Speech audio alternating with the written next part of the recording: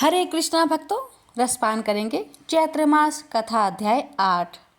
अब सुनेंगे राम कथा की आगे की वृंतांत। इस अध्याय में श्रवण करें शूर्पणखा रावण की दरबार की कथा। पिछले अध्याय में आप सभी ने सुना लक्ष्मण और सीता आ गए। राम का पराक्रम सीता को गौरवान्वित कर रहा था। पाप के बोझ से पीड़ित पृथ्वी को अब कुछ सुखद अनुभूति हुई। वह प्रभु राम की स्तुति करने लगी। अब सुनिए आगे की कथा। लंकापति रावण का दरबार सजा था। अनेक राक्षस योद्धा दरबार में बैठे हुए थे। स्वर्ण जड़ित सिंहासन पर बैठा दशानन तीनों लोगों को भय से भीत कर देने वाला अट्ठास लगा रहा था। उसकी राजधानी संसार सबसे सुरक्षित दुर्ग मानी जाती थी। वहां उसकी इच्छा के बिना पखेरु भी पर नहीं मार सकता था। उसका बंदी गृह कितने ही देव, यक्ष, किन्नर और गंधर्वों से भरा पड़ा था। अपने बलशाली पुत्र और पौत्र के बल पर उसे अभिमान था, इसलिए अब वह निश्चिंत था। चारों ओर रावण के पराक्रम, बल और दुस्साहस की चर्चा थी। वह अपनी उपलब्धियों का श्रेय अपने बाहुबल को देता था। वह गर्व से कहता था कि राक्षस समाज का जैसा उत्थान उसने किया वैसा ना कोई कर सका और ना कर सकेगा। इसी दर्प में चूर वह दरबार में निश्चिंत बैठा नित्य देखता था और मदिरा पीता था।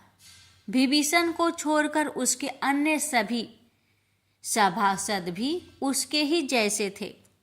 मदिरा के प्रभाव से रावण के बड़े बड़े नेत्र रकीतम हो रहे थे और वह नर्तकी की मुद्राओं पर झूम रहा था। तभी उसके रंग में भंग पड़ा। शूर्पणखा दहाड़ मारकर रोती हुई दरबार में आ गई। वाद्य यंत्र मौन हो गए और नर्तकियां स्थिर हो गई।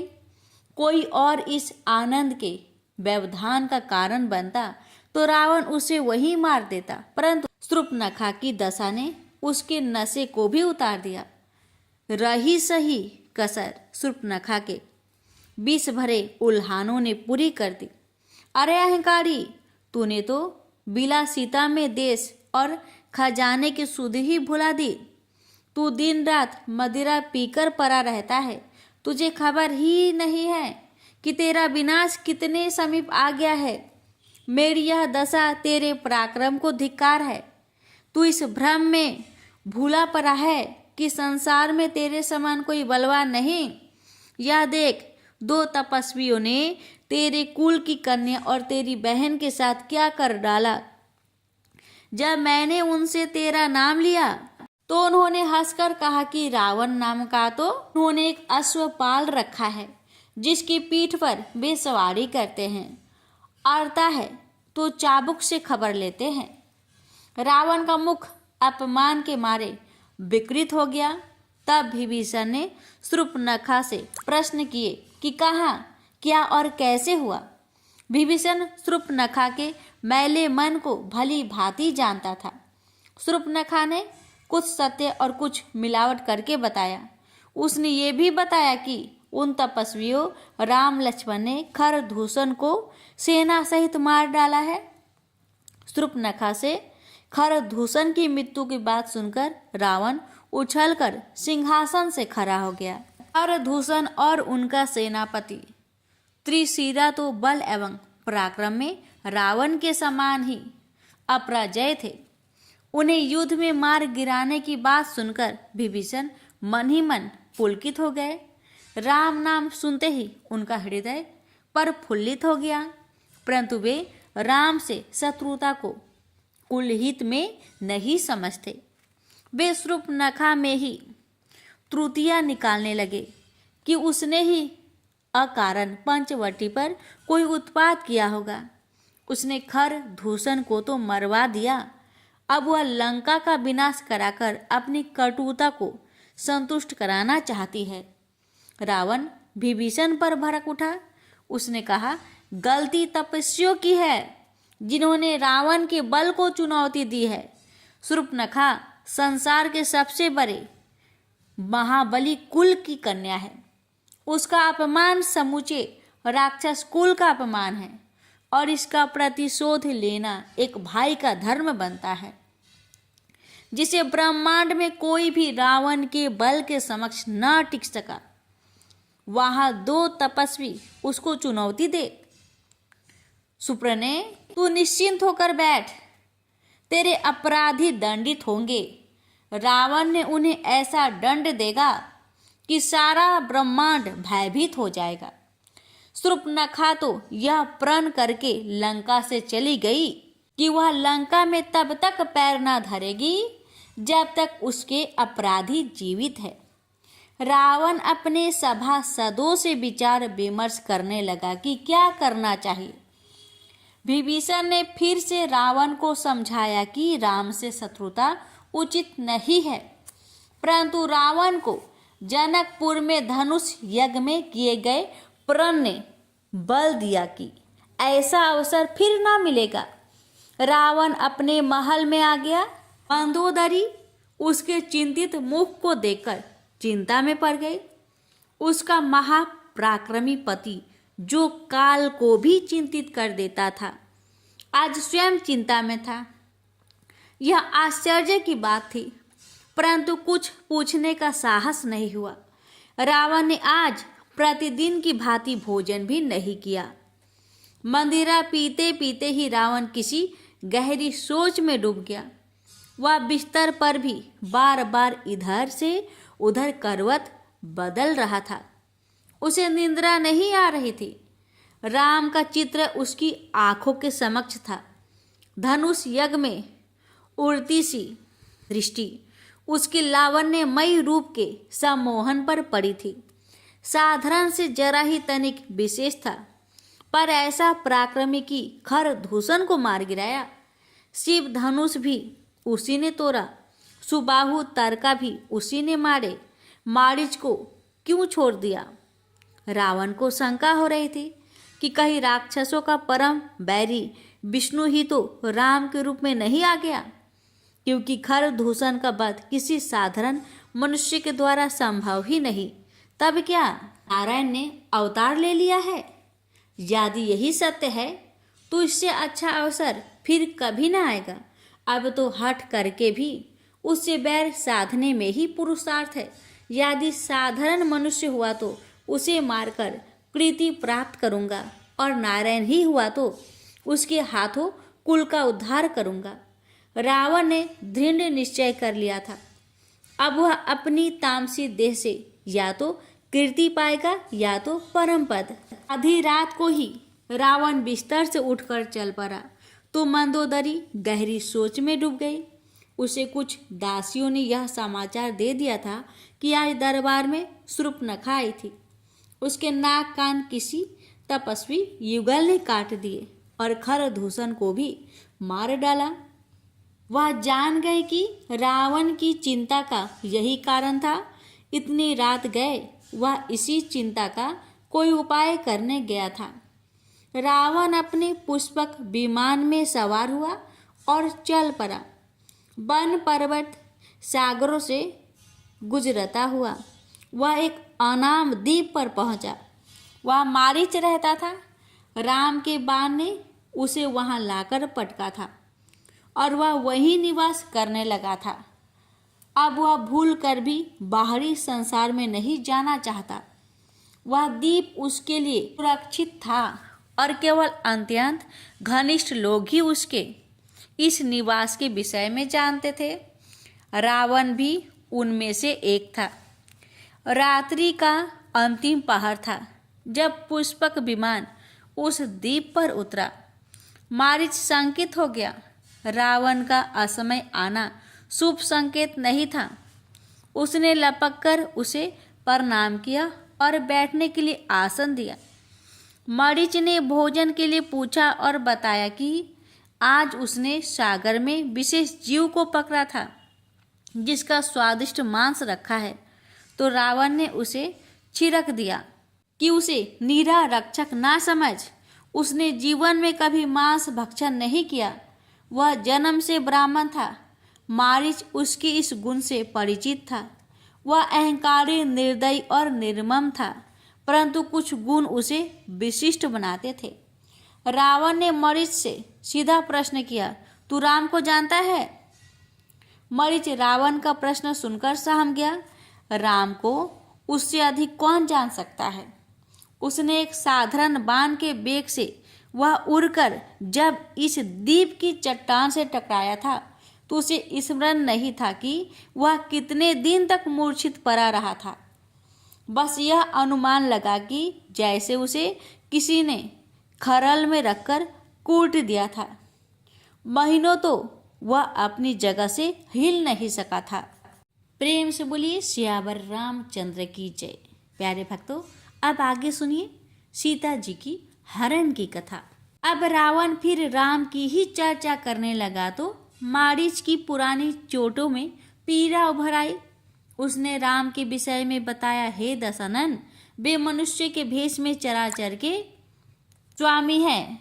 उनसे बैर साधना, अवश्य मृत्यु को आमंत्रित करना है। वो जीवन मरण का संचालन करते हैं। हे दशग्रीव, यदि किसी परिस्थिति के कारण तुम्हारा उनसे कोई विरोध है तो भी उसे किनारे करके उनसे दूर ही रहना। इसी में सारे राक्षस समाज की भलाई है।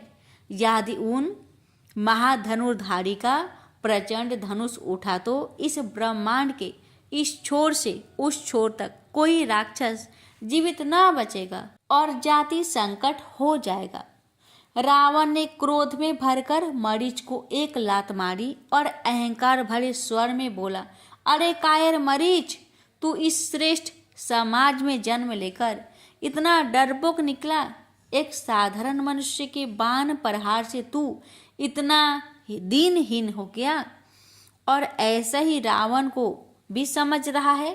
अरे दुर्बुद्धि, संसार में मेरे समान दूसरा योद्धा कौन है, बताएगा? रावण का क्रोध से तलमलाता मुख देखकर मारीच मौन हो गया। मारीच क्या कहे? अहंकारी और निर्दयी रावण को समझाना भी बेकार था। मारीच ने हाथ जोड़कर रावण के बल पराक्रम की स्तुति की और उसके आने का प्रयोजन पूछा। रावण उसे अपना मंतव्य समझाते हुए बताया कि दो तपस्वियों ने शूर्पणखा को अपमानित कर उसके नाक कान काट लिए। जब खरदूषण शूर्पणखा के पक्ष में वहां गए तो उन्हें भी मार डाला। मारीच यह सुनकर दहल गया। खरदूषण को मारने वाले से भी रावण भय नहीं मान रहा तो निश्चय ही काल ने आकर उसकी शिखा पकड़ ली है। उसे क्या, वह कौन सा लड़ने जा रहा है? परंतु अगले ही क्षण रावण ने उसे अपने साथ चलने का आदेश दे दिया। मरीच ने घबराकर हाथ जोड़ते हुए कहा, क्यों महाराज, मेरे प्राण क्यों संकट में डालते हो? पहले उसने दया करके जीवित छोड़ दिया था, इस बार कदापि न छोड़ेगा। रावण ने क्रोध से कहा, हम लड़ने नहीं जा रहे, छल करने जा रहे हैं।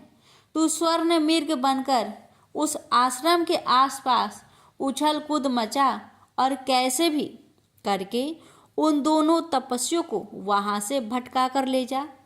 मैं सीता का हरण करके लंका ले जाऊंगा और फिर देखूंगा कि वह कैसे मेरा बाल भी बांका करेगा। मरीच उसकी मूर्खता पर मन ही मन हंस पड़ा, परंतु अभी तो संकट उस पर आन पड़ा था। रावण उसे मृत्यु के मुख में ढकेलना चाहता था। रावण के सामने बहाना तो कोई चलने वाला न था, परंतु उसने प्रयास किया, महाराज, मेरा तो अंग अंग टूटा पड़ा है, इस काम के लिए किसी और को चुन लीजिए। रावण दहाड़ उठा, उसने तलवार निकाली।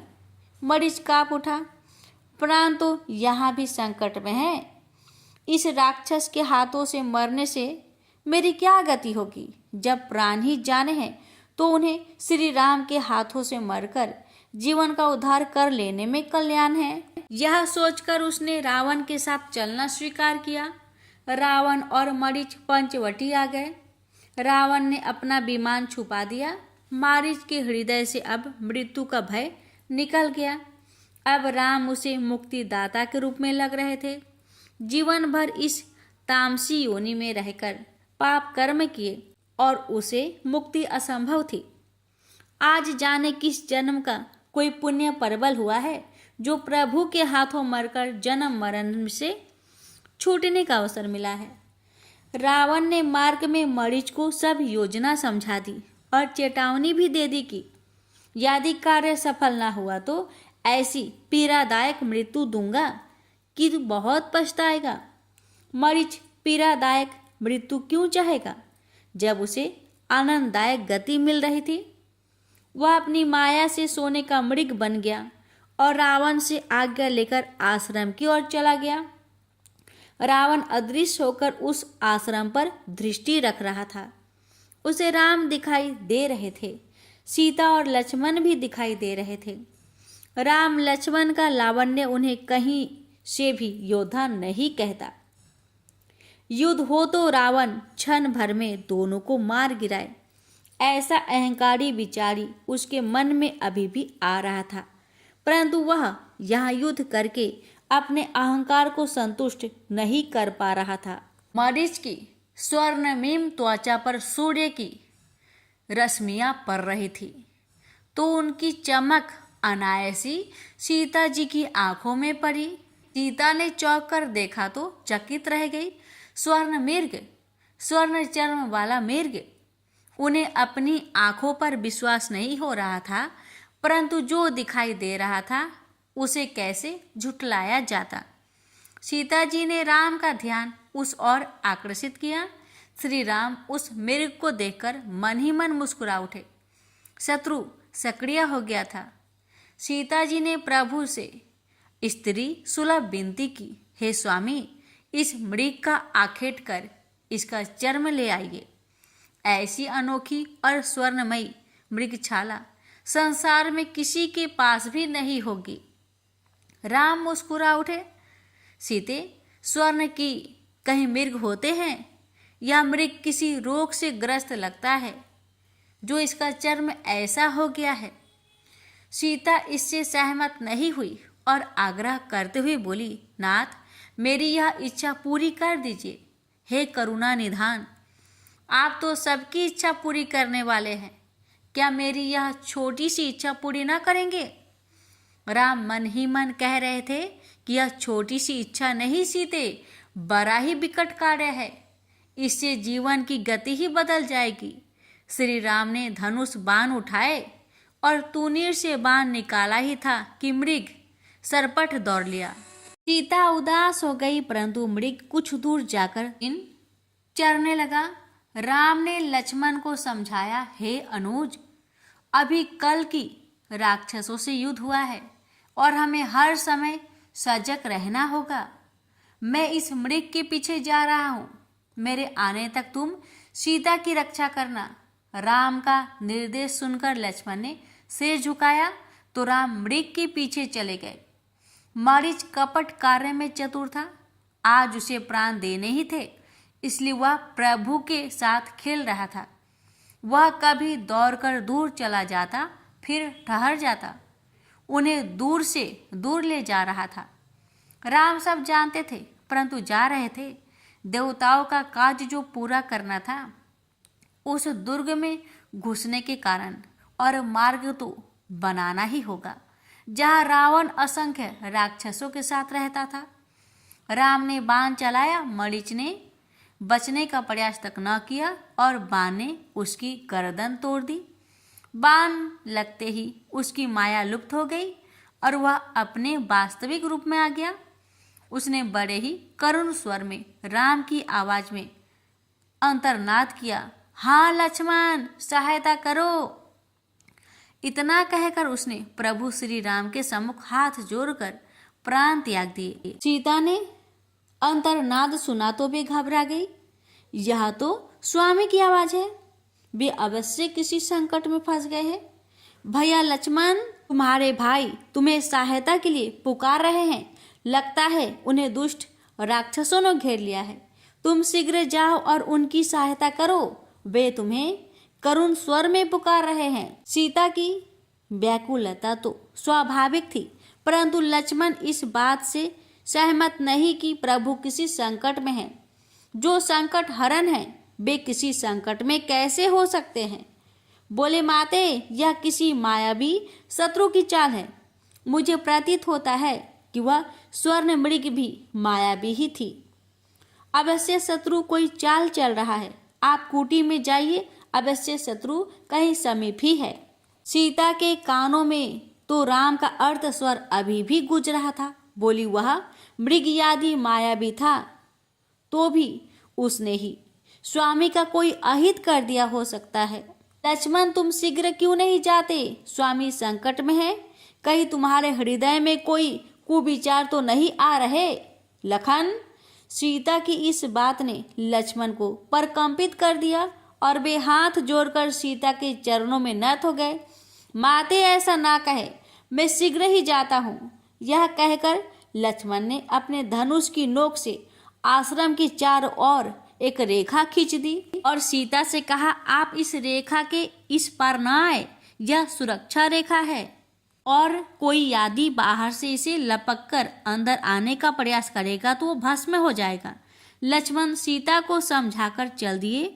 सीता लक्ष्मण रेखा के अंदर सुरक्षित है, परंतु व्याकुल है। राम की वह करुण पुकार अभी भी उन्हें भयभीत कर रही थी। हे शिव, है कैलाशपति, मेरे स्वामी की रक्षा करे, उन्हें सकुशल रखे भोलेनाथ। सीता अभी भी विचार मग्न थी।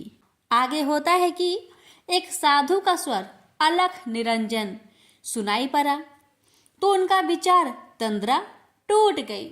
कुटी के सामने एक तेजस्वी साधु खड़ा था।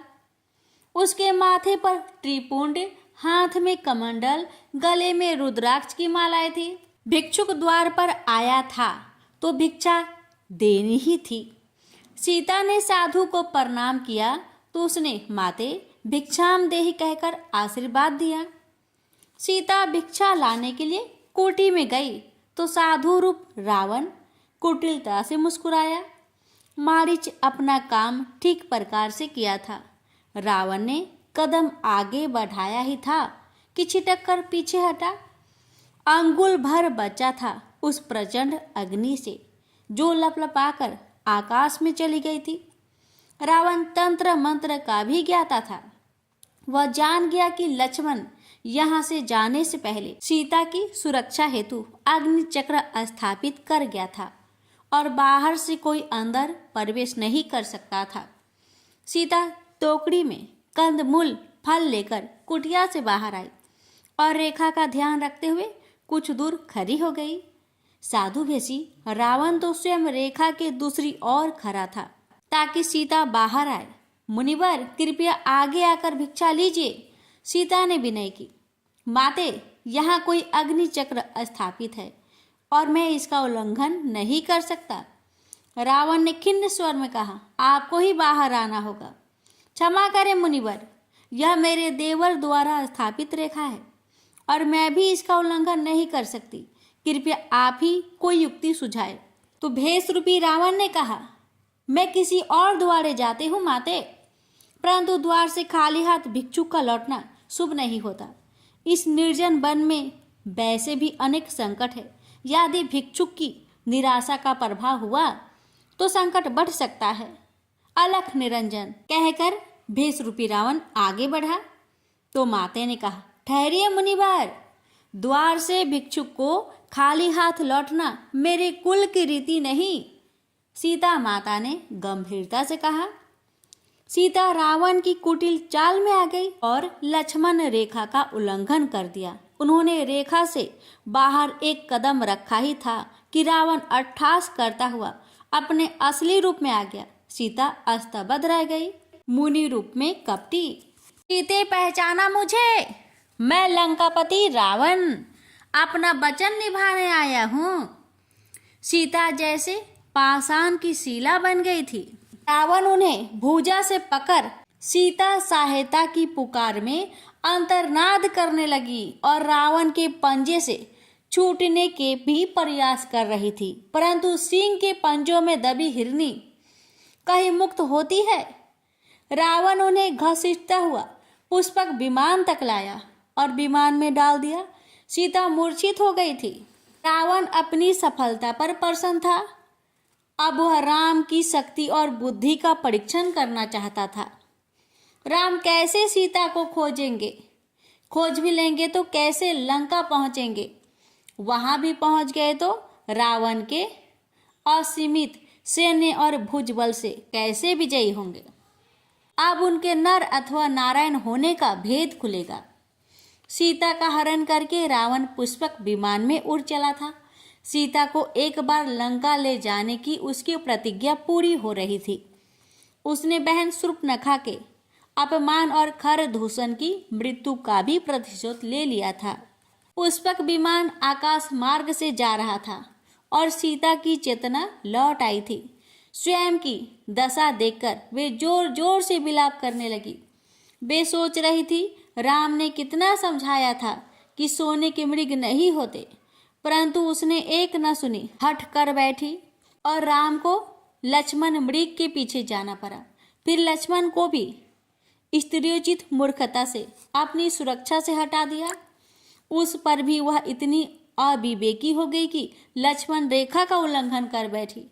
इतनी गलतियों का ऐसे ही अनिष्टकारी परिणाम होता है। इसमें राम का क्या दोष, लक्ष्मण का क्या दोष? सीता विलाप करते हुए राम लक्ष्मण से क्षमा याचना कर रही थी। मैंने अविवेक, लालच और हठ से अपने लिए स्वयं ही संकट उत्पन्न किया। हे राम, मुझे क्षमा कर देना। हे लखन, मुझे क्षमा करना। सीता के इस विलाप पर रावण अट्टहास कर रहा था। अब सीता उसके बल पराक्रम को धिक्कारने लगी कि उसने चोरों की भांति एक स्त्री का अपहरण किया है। वे चेतावनी भी दे रही थी कि उसे इसके कृत्य का घोर दंड श्री रघुवीर देंगे, परंतु रावण इन सब बातों पर अट्टहास ही कर रहा था। तभी गिद्धराज जटायु, जिसने सीता का करुण विलाप सुन लिया था, उनकी सहायता को आ गया। जटायु ने रावण को धिक्कारते हुए कहा, श्री राम चराचर के स्वामी हैं, उनसे बैर करके क्यों अपने कुल वंश को नष्ट करने पर तुला है? जानकी जी को छोड़कर भाग जा, अन्यथा तेरा समूल विनाश निश्चित है। रावण ने जटायु का उपहास उड़ाया तो जटायु क्रोध में भरकर रावण पर टूट पड़ा और अपने विशाल पंजों से उसके केस दबोचकर विमान से उतारकर पृथ्वी पर पटक दिया। फिर बड़े बेग से चोंच मार मार कर उसे पीड़ित करने लगा। रावण अपना बचाव कर रहा था और सोच रहा था कि यह बूढ़ा गिद्ध अपने समय में जाने कितना बलवान होगा। जटायु उस पर भारी पड़ रहा था। उसकी चोंच के प्रहार पीड़ा दे रहे थे। अंततः उसने तलवार के भीषण प्रहार से जटायु के पंख काटकर उसकी गर्दन पर वार किया। उसकी गर्दन से रक्त की धारा बहने लगी और वह भूमि पर गिर पड़ा। रावण के प्रहारों ने उसे बिल्कुल ही निस्तेज कर दिया। सीता अपने सहायक का ऐसा परिणाम देख विकल होकर विलाप करने लगी। उधर राम ने मायावी मरीच का उद्धार कर दिया था, परंतु उस कपटी ने अंत समय में जो आरते पुकार की, उसका भेद समझकर राम विचलित हो उठे। श्री राम जानते तो सब है, क्योंकि सब कुछ तो उन्हीं की प्रेरणा से हो रहा था, परंतु प्रत्यक्ष में है वही लोक व्यवहार करना था जो मनोवांछित है। वे चिंतित होकर लौटे तो रास्ते में उन्हें लक्ष्मण आते दिखाई पड़े। यह कपटी मरीच के अर्ध स्वर का परिणाम था। लक्ष्मण उनके समीप आ गए थे। राम ने लक्ष्मण से कहा, अनुज, यह तुमने क्या किया? सीता को कुटिया में अकेले छोड़ दिया। मैंने तुमसे कहा था कि चाहे जो भी हो जाए तुम सीता को अकेले ना छोड़ना। लक्ष्मण की आंखों में आंसू आ गए और उन्होंने हाथ जोड़कर अपनी व्यथा सुना दी कि किस प्रकार माता ने उन्हें आरोपित करके आने को विवश किया। राम व्याकुल हो गए और भरे कंठ से बोले, अनुज, संभवतः अब सीता हमें कुटिया में न मिलेगी। प्रभु, मैं कुटिया के चारों ओर आमंत्रित मंत्र रेखा बनाकर आया हूँ। राम तेज कदमों से कुटिया की ओर चल पड़े। लक्ष्मण भी अब विकल हो उठे। त्रुटि उनसे भी हुई थी। वे जानते थे कि श्री राम पूरी तरह सुरक्षित होंगे और माता सीता को केवल भ्रम हुआ है। फिर भी उन्होंने विवेक से काम नहीं लिया। वे सीता को संतुष्ट करके कुटिया की निगरानी दूर से कर सकते थे, परंतु जब प्रभु श्री राम ही इन सब घटनाओं के प्रेरक है तो फिर कौन विवेकशील रह सकता है। दोनों भाई कुटिया पर पहुंचे तो वहां सीता नहीं थी। राम विकल हो उठे और लक्ष्मण भी। राम विलाप करने लगे। वे सीता का नाम ले लेकर पुकारने लगे। वे वृक्षों, शाखाओं, लताओं, पुष्पों, भ्रमरों और पक्षियों से पूछने लगे, हे खगमृग, हे मधुकर श्रेणी, तुम देखी सीता मृगनयनी। राम और लक्ष्मण सीता की खोज में जुट गए। श्री राम का विलाप हृदय विदारक था। प्रकृति भी उदास हो गई। पक्षी, मृग, भ्रमर भी राम की दशा पर उदास हो गए। श्री राम की यह लीला देवताओं को मोहित कर रही थी। आज प्रभु कंकर, पत्थर, लता, पत्र सबसे सीता का पता पूछकर सबका मान बढ़ा रहे थे। वे गिरी कंदराओं में खोज रहे थे। वे गोदावरी के जल में खोज रहे थे। जानते थे फिर भी खोज रहे थे। व्याकुल बिरही कैसा होता है, यह आज श्री राम से सीखा जा सकता है। उनकी इसी दशा पर सती भ्रमित हो गई थी। राम कथा सुनाते हुए भगवान शिव ने हंसकर पार्वती को देखा तो वे सकुचा गई और सती जन्म की वह घटना स्मरण हो आई जब उन्होंने राम की परीक्षा ली थी। प्रभु, मैंने श्री राम की परीक्षा लेने की मूर्खता की तो आपका प्रेम खो बैठी और हजारों वर्षों की कठिन तपस्या के पश्चात आपको पुनः पाया, परंतु रावण उनके धैर्य, बल और पराक्रम की परीक्षा ले रहा है, तो उसका तो जाने क्या होगा। पार्वती ने पूछा। देवी, रावण को इसका दंड बड़ा भयानक मिला। जब श्री राम रण में उतरे तो ऐसा कोई दिन नहीं आता था जब वह अपने किसी पुत्र या पौत्र के शव पर न रोता हो। शिव जी राम को आगे बढ़ा रहे थे। सीता विरह का प्रसंग बड़ा ही भावुक है। राम यहाँ पुरुष समाज को पत्नी के प्रति प्रेम और समर्पण का संदेश दे रहे हैं। सनातन काल से ही स्त्री भोग्य मानी गई है। राम उस प्रथा पर करारा प्रहार कर रहे हैं। राम की प्रत्येक गतिविधि में शिक्षा है। वे समाज में विशेषकर पुरुष मानसिकता में परिवर्तन लाना चाहते हैं। वे स्त्री के सम्मान के लिए जूझने का भी संदेश देते हैं। राम का रुदन शिक्षाप्रद है। लक्ष्मण उन्हें संभालते हुए चल रहे हैं और सतवाना भी देते हैं। दोनों भाई वन की खाक छानते हुए वहां आ गए जहां गिद्धराज जटायु घायल दशा में अपने प्राणों को प्रभु दर्शन की इच्छा से रोके हुए पड़े हैं। उनके कंठ से निकलने वाला राम राम का स्वर राम लक्ष्मण को उनकी ओर आकर्षित करता है। श्री राम ने जटायु के मस्तक पर अपने कर कमल का स्पर्श किया तो उनके नेत्र खुले। अपने आराध्य को सामने देखकर उसकी मृत प्राय आंखों में जीवन की ज्योति तीव्र हुई और उनका मन आनंद से भर गया। उस अनुपम छवि को देखने के लिए ही तो वह अपने प्राण सहेजे पड़ा था। श्री राम की स्तुति कर टूटे शब्दों में जटायु ने बताया कि जानकी जी को लंका का राजा रावण हरण कर ले गया है। उसने रावण को रोकने का यथासंभव प्रयास भी किया था, परंतु उस कपटी के सामने उसका जोर ना चला। सीता का पता बटाकर जटायु ने श्री राम के चरणों में सिर रखकर प्राण त्याग दिए। श्री राम ने विधिवत अपने हाथों से उसका दाह कर्म करके सद्गति प्रदान दी। राम लक्ष्मण वहां से आगे बढ़े तो कुछ ही दूर चलने पर लक्ष्मण को एक आभूषण पड़ा दिखाई दिया। यह सीता जी का आभूषण था। राम उसे देखकर भाव विह्वल हो गए, उसे अपने हृदय से लगा लिया।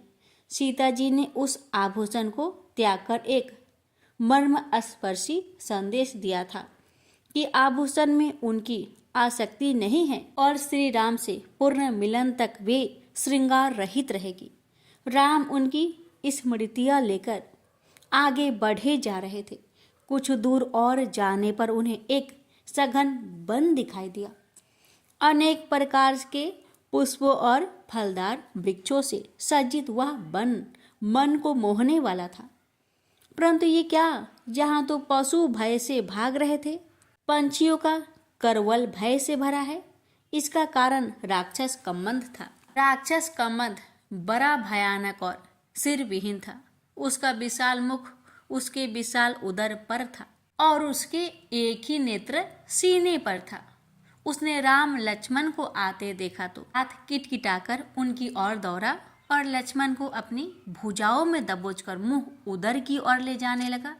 श्री राम ने अपने अनुज को कष्ट में देखा तो क्रोध में भरकर कम्मंद का बाया हाथ काट दिया और लक्ष्मण ने बड़ी फुर्ती से उसका दाया हाथ काट दिया। इससे उसके प्राण पेखरू उड़ गए और एक दिव्य पुरुष उसके सामने हाथ जोड़कर खड़ा हो गया। श्री राम ने उसका परिचय पूछा तो उसने बताया कि वह विश्ववासु नाम का गंधर्व है और मुनि दुर्वासा के श्राप से इस योनि में आ पड़ा था। आज श्री राम के स्पर्श से वह श्राप मुक्त हो गया। कम्मंद ने ही उन्हें बताया कि यहाँ समीप ही ऋषिमुख पर्वत है और वहाँ वानर राज सुग्रीव का निवास है। आप उनसे मित्रता करें और अहंकारी रावण का मान मर्दन करें। सहायक बिना मानव तुच्छ होता है। श्री राम कम्मंद का उद्धार करके आगे बढ़ चले। आगे उन्हें एक विचित्र दृश्य दिखाई दिया। कंटक और पत्थरों के उस वन मार्ग पर एक मार्ग ऐसा भी था जिसे देखकर सहज पता चलता था कि कोई रोज उसे बुहारता है। उस निर्जन वन में ऐसी स्वच्छता तो कोई श्रीहरि का भक्त ही कर सकता है। श्री राम उसी मार्ग पर आगे बढ़े। जैसे जैसे आगे बढ़े तैसे तैसे कानों में एक मधुर स्वर सुनाई पड़ा। किसी नारी कंठ से श्री राम की प्रतीक्षा के विषय में वह करुण गीत राम को विहल करने लगा। राम वहां पहुंचे तो उन्हें एक जीर्ण कुटिया और वह कुबरी वृद्धा दिखाई दी जो झाड़ू लेकर मार्ग साफ करते हुए प्रतीक्षा गीत गा रही थी। श्री राम अचानक उनके सामने जा खड़े हुए।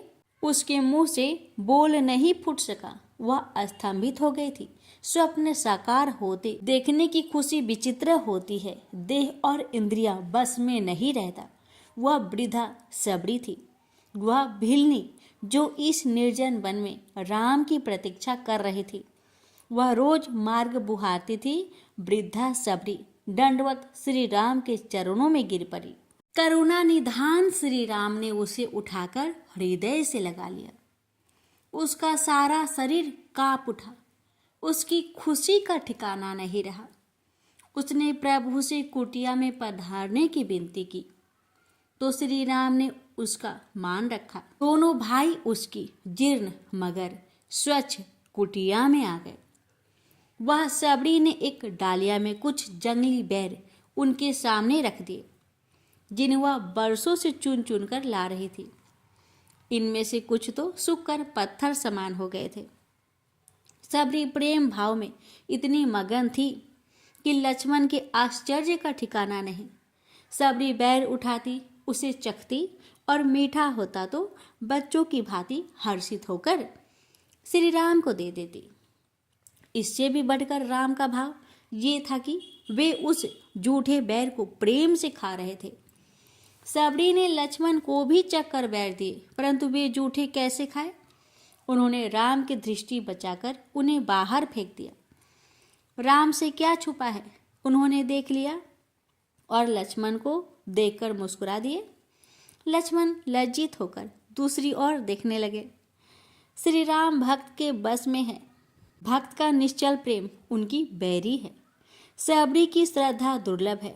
वह असंभव, अशिक्षित और अज्ञानी है, परंतु प्रभु की दृष्टि में वह पंडित है, क्योंकि वह आत्मा और परमात्मा के संबंध को जानती है। श्री राम बड़े ही भावपूर्ण होकर उसे 9 प्रकार की भक्ति का ज्ञान देते हैं, जिसमें मनुष्य के कल्याण का सार है। लक्ष्मण चकित थे। प्रभु इतने भाव मगन हो गए थे कि उन्हें समय और संकट का ध्यान ही नहीं रहा। सबरी का जीवन धन्य हो गया। वह मूढ़ थी, ज्ञानी हो गई। श्री राम ने उससे विदा ली। दोनों भाई वहां से आगे बढ़ गए। लक्ष्मण ने धीमे स्वर में सबरी के जूठे बैरों को खाने की बात कही तो राम ने भावपूर्ण स्वर में कहा, अनुज, भाव से बढ़कर संसार में कोई नियम धर्म नहीं। तुमने बैर फेंककर भाव का निरादर किया है और एक दिन वही बैर तुम्हें खाना भी पड़ेगा, क्योंकि वह सबरी के भाव में तुम्हारे निमित्त है। लक्ष्मण इस गूढ़ बात को समझ नहीं पाए। प्रभु ने किस अर्थ में ऐसा कहा ये तो केवल राम जानते थे कि लक्ष्मण द्वारा तिरस्कृत वह बेर एक पंछी के द्वारा हिमालय की शैल श्रृंखला के द्रोण पर्वत पर बीज रूप में स्थापित हो जाएगा और प्राणदायी औषधि बनेगा। दोनों भाई अब पंपापुर की ओर बढ़ चले। दक्षिण की पर्वत श्रृंखलाओं में मानव निवास जैसे शून्य है। यहाँ तो वन्य जीवों की भरमार थी। मोर, चकोर, हंस, तोते, मृग, हाथी, शशक आदि से वन गुंजायमान था। पंपा सरोवर आ गया। आहा, इतना रमणीय स्थल दृष्टि भर कर देखने से ही हृदय शांत हो गया। दोनों भाइयों ने सरोवर में स्नान किया और फल मूल कंद खाए। उस मनोहर स्थान पर बैठकर कुछ देर विचार विमर्श किया। देवतागण उनकी लीला पर हर्षित हो रहे थे। देवऋषि नारद इस समय प्रभु दर्शन का लोभ संवरण नहीं कर सके। उनके ही श्राप के कारण तो सर्वेश्वर आज वन वन भटक रहे थे। नारद जी का हृदय गलानी से भर गया। वे अपराध भाव से प्रभु के सामने हाथ बांधे आ खड़े हुए। श्री राम उन्हें देखकर उस शिष्य की भांति प्रसन्न हो गए जो गुरु को लंबे समय पश्चात देखता है। देवऋषि उनकी और वे देवऋषि की स्तुति कर रहे थे। देवऋषि नारद ने प्रभु से अपने अपराध की क्षमा याचना की। उन्होंने स्त्री मोह में फंसकर ऐसा कठोर श्राप दिया कि प्रभु बैकुंठ छोड़कर वनों की खाक छान रहे हैं। श्री राम उनका संताप दूर करते हुए उनके कृतज्ञ थे कि उन्होंने श्राप देकर धराधाम पर ऐसे परम बैकुंठ में निवास करने का अवसर दिया जिसके लिए देवता तरसते हैं। ब्रह्मांड में मृत्यु लोक से बढ़कर अन्य कोई लोक नहीं। जीव को इस लोक में आत्मानुभूति संभव है। नारद भाव विभोर थे। ऐसी उदारता और करुण श्री राम में ही हो सकती है कि वे श्राप को भी वरदान कहते हैं। ऐसी महिमा श्री राम की ही हो सकती है। देवऋषि आज श्री हरि के मनुज रूप के श्रीमुख से भक्ति की महिमा सुन रहे थे। प्रकृति धर्मयी और राजमयी हो गई। वन के जीव जंतु अपना स्वभाव भूलकर मौन हो गए। प्रेम से बोलिए सियावर रामचंद्र की जय। प्यारे भक्तों, इसके आगे की कथा कल के वीडियो में अवश्य सुनिएगा। प्रेम से बोलिए सियावर रामचंद्र की जय।